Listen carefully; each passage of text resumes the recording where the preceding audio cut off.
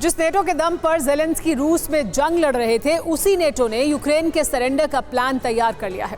यानी पुतिन जिस रणनीति पर काम कर रहे थे वो सर्दियों से पहले ही कामयाब होती दिख रही है। पुतिन के किन और जिनपिंग से गठबंधन करने से नेटो की नींद उड़ गई है। दूसरी तरफ नेटो के भेजे हथियारों से भी यूक्रेन रूस को खदेड़ नहीं पाया है। ऐसे में नेटो को डर है कि कहीं यूक्रेन के बाद अगला टारगेट नेटो के सदस्य देश न हो जाएं। इसीलिए नेटो यूक्रेन का सरेंडर कराकर रूस से आमने सामने की जंग को टालना चाहता है। यानी नेटो यूक्रेन के साथ एक बड़े धोखे की स्क्रिप्ट तैयार कर चुका है।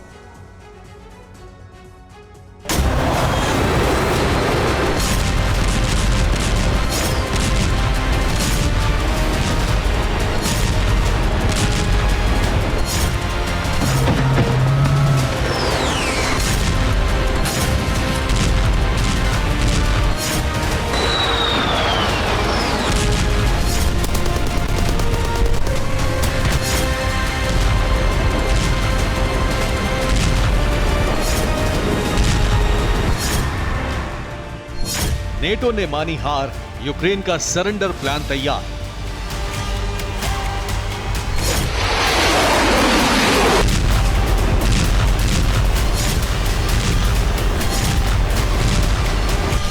सर्दियों से पहले यूक्रेन फतेह, रूस का अगला टारगेट तय।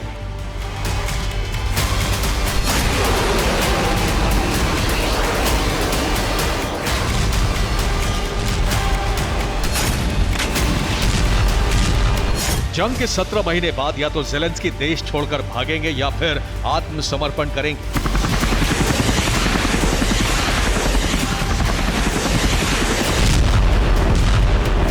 क्योंकि जिसके दम पर ज़ेलेंस्की ताप दिखा रहे थे, अब वही नेटो पीछे हटने लगा है। न सिर्फ नेटो पीछे हट रहा है, बल्कि यूक्रेन के सरेंडर की पटकथा भी तैयार कर ली है।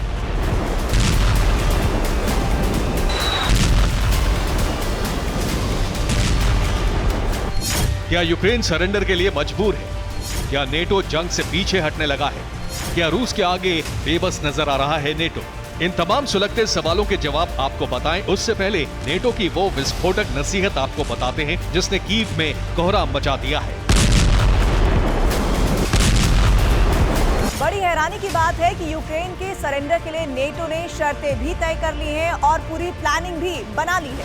अगर यूक्रेन रूस को कब्जे वाले इलाके सौंप देता है तो आसानी से ज़ेलेंस्की को नाटो की सदस्यता मिल जाएगी और इसकी कोशिश ज़ेलेंस्की काफी लंबे समय से कर रहे हैं। यूक्रेन को सदस्यता का झांसा देने के पीछे नेटो का डर है या फिर यूक्रेन से धोखेबाजी?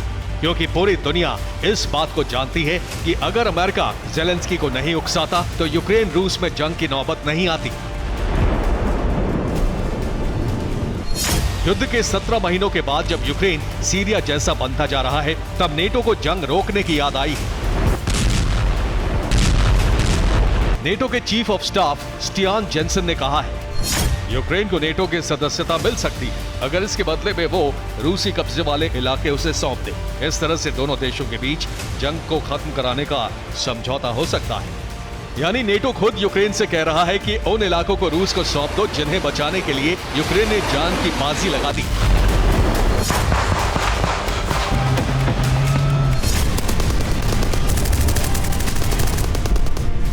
यूक्रेन ने नेटो के सुझाव पर सख्त ऐतराज जताया है। यूक्रेन के प्रेसिडेंट ज़ेलेंस्की के मुख्य सलाहकार माइखैलो पोडोलियाक की तरफ से बयान जारी हुआ है जिसमें कहा है, नेटो की छतरी बचाने के लिए हम अपने इलाके कैसे दे दें? ये बकवास है। ऐसा करने से लोकतंत्र की हार होगी और रूस की सत्ता में बैठे ग्लोबल अपराधी को बढ़ावा मिलेगा। नेटो के इस सुझाव पर रूस की प्रतिक्रिया भी आ गई है। रूस की सुरक्षा परिषद के डिप्टी चीफ दिमित्री मेदवेदेव ने कहा है, यूक्रेन का नेटो में शामिल होने के लिए ये एक नया आइडिया है। यूक्रेन कीव और दूसरे विवादित इलाकों को छोड़कर नेटो में शामिल हो सकता है क्योंकि यूक्रेन के सभी इलाके विवादित हैं, जबकि कीव प्राचीन रूस की राजधानी थी। ऐसे में यूक्रेन को अपनी राजधानी कीव से लबीब ले जानी होगी। नेटो के बैकफुट पर आने से रूस को अपनी जीत और नजदीक नजर आने लगी है, क्योंकि यूक्रेन ने साफ ऐतराज जता दिया है कि वो इन शर्तों के साथ नेटो में शामिल नहीं होगा, बल्कि वो जंग लड़ता रहेगा। लेकिन सवाल ये है कि यूक्रेन को हथियार कहां से मिलेंगे? अब यूक्रेन की हालत कुछ ऐसी है कि इधर कुआं तो उधर खाई। अगर ज़ेलेंस्की नाटो की सलाह मानते हैं तो यूक्रेन को कई इलाकों से हाथ धोना पड़ सकता है। अगर यूक्रेन नेटो की सलाह को नहीं मानता है तो वो सैन्य मदद से अपने हाथ खींच लेगा, जिससे यूक्रेन पूरी तरह से अलग थलग पड़ जाएगा। और यही रूस के लिए सबसे मुफीद वक्त होगा, जब रूस पूरी तरह से यूक्रेन को डकार जाएगा।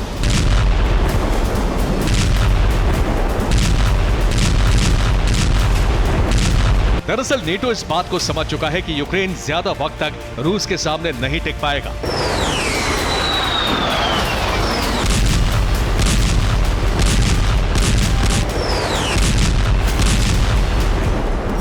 ऐसे में नेटो ने अपनी फजीहत बचाने के लिए यूक्रेन का सरेंडर प्लान बना लिया है, जबकि हकीकत में नेटो खुद घबरा रहा है। इसके पीछे की वजह समझिए। पहली वजह है कि नेटो के दिए हथियार रूस को रोकने में नाकाम साबित हुए हैं। रूस ने नेटो के दिए 70% हथियार तबाह कर दिए हैं। दूसरी वजह है यूक्रेनी सैनिकों का हौसला टूटता जा रहा है। वो लगातार जंग लड़ने से थक चुके हैं। हथियारों की कमी से उन्हें हार का डर सताने लगा है। तीसरी वजह है कि रूस का चीन और नॉर्थ कोरिया के साथ मजबूत गठबंधन तैयार हो रहा है। यानी जिनपिंग और किम रूस को न सिर्फ हथियार सप्लाई करेंगे, बल्कि ताइवान और साउथ कोरिया के खिलाफ रूस दोनों देशों का साथ देगा। इसके अलावा चौथी और सबसे अहम वजह है नेटो के हथियारों के रिवर्स इंजीनियरिंग, यानी जंग के मैदान में यूक्रेनी सैनिकों के छोड़े हथियारों को रूसी सैनिक लेकर चले गए और उनकी तकनीक के आधार पर हथियार और डिफेंस सिस्टम मजबूत कर लिया। ऐसी सूरत में नेटो को न सिर्फ यूक्रेन की हार दिखने लगी, बल्कि दूसरे नेटो देश भी संकट में घिरते नजर आने लगे, क्योंकि अगर रूस ने यूक्रेन को हरा दिया तो पुतिन रुकेंगे नहीं, वो दूसरे देशों पर हमला जरूर करेंगे।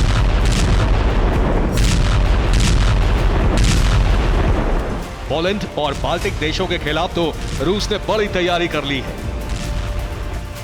क्योंकि पुतिन को पता है कि रूस ने नेटो के हथियार तबाह कर दिए हैं। दूसरी तरफ रूस ने अपने हथियारों का प्रोडक्शन तेज कर दिया है। पिछले 2 महीने में रूस ने हथियारों का प्रोडक्शन 400% बढ़ा दिया है और एक दिन पहले पुतिन ने 5 गुना तेजी से हथियार बनाने का ऑर्डर दिया है, जबकि नेटो के हथियार पूरी तरह एक्सपोज हो चुके हैं।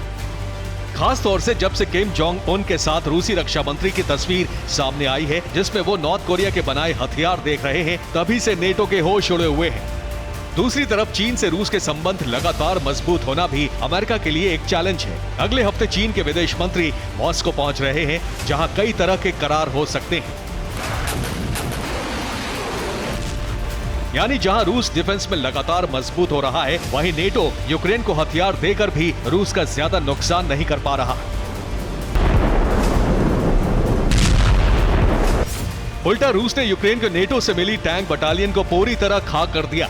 यूक्रेन को नेटो से करीब 1800 टैंक मिले थे, जिसमें से करीब 70% पूरी तरह बर्बाद हो चुके हैं, जिसमें लेपर्ड, चैलेंजर और ब्रैडली आर्मर्ड व्हीकल को सबसे ज्यादा नुकसान पहुंचा है। दूसरी तरफ यूक्रेन का डिफेंस सिस्टम पूरी तरह बर्बाद हो चुका है। इसी वजह से रूस ने ड्रोन और मिसाइल अटैक तेज कर दिए हैं। इतना ही नहीं, ब्रिटेन के स्टॉर्म शैडो और फ्रांस की स्कैल्प मिसाइल के ज्यादातर वेयरहाउस रूस ने उड़ा दिए हैं। इसके अलावा आर्टिलरी सिस्टम M777 हॉवित्जर और रॉकेट लॉन्चर M142 हाइमार्स को रूस ने ड्रोन अटैक से पूरी तरह बेकार कर दिया है। यानी अब यूक्रेन के पास सिर्फ सैनिक और मॉडिफाई किए हुए ड्रोन की खेप बाकी है। ऐसे में यूक्रेन ज्यादा दिनों तक जंग नहीं लड़ सकता। एक दिन पहले ही नेटो देशों ने यूक्रेन की सैन्य मदद का ऐलान किया है, लेकिन अब सरेंडर को लेकर यूक्रेन और नेटो में टकराव की वजह से मदद रोकी जा सकती है।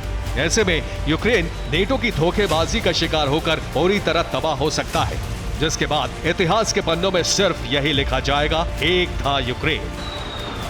Bureau report, TV9 Bharatvarsh.